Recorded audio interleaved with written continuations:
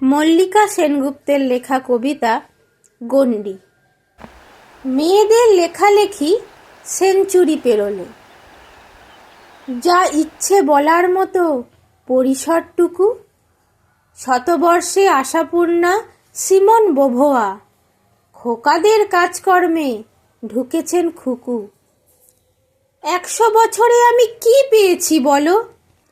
ধুত্তর গৃহিণীপনা, রান্নাবাটি খেলা। সংসার জাতাকল চিনতে শিখেছি, টেবিলে বসেছি তবু ডাকে হট্ট মেলা। কড়াইয়ে মাছের ঝোল, খাতায় সনেট, মননের চর্চা বড় নাকি বড় পেট। এপার ওপারে চলে দড়ি টানাটানি। আশাপূর্ণা লিখেছেন গণ্ডির কাহিনী, বোভোয়া শিখিয়েছেন গণ্ডি ভাঙা গান। গণ্ডি ভাঙতে গেলে বড় পিছু টান।